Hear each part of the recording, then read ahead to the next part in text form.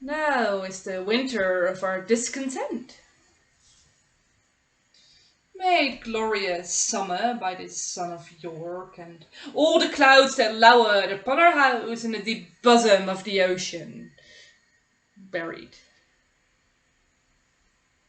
Now are our brows bound with victorious wreaths, our bruised arms hung up for mighty monuments, our stern alarms changed to merry meetings, our dreadful marches to delightful measures.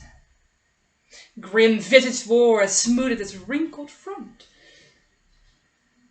and now, instead of mounting barbed steeds to fright the soul of fearful adversaries, he capers nimbly in a lady's chamber, to the lascivious pleasing of a lute.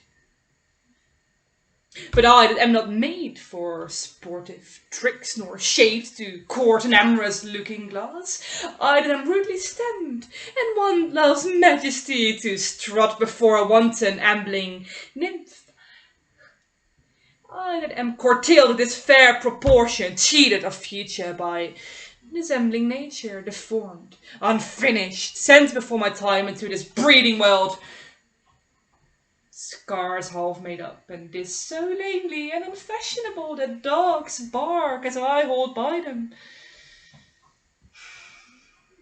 Why? I, in this weak and piping time of peace, have no delight to pass away the time, unless to spy my shadows in the sun and the scent of my own deformity.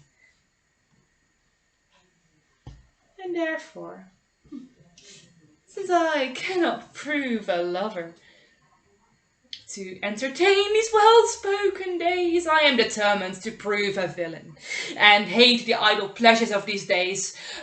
The plots have I laid. Inductions dangerous, but drunken prophecies, libels, and dreams. They set my brother Clarence and the king in deadly hate, one against the other.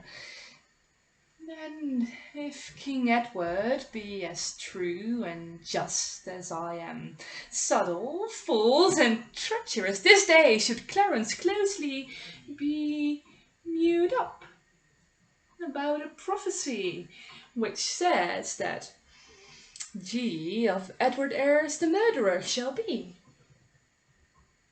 Dive thoughts down in my soul, here Clarence comes.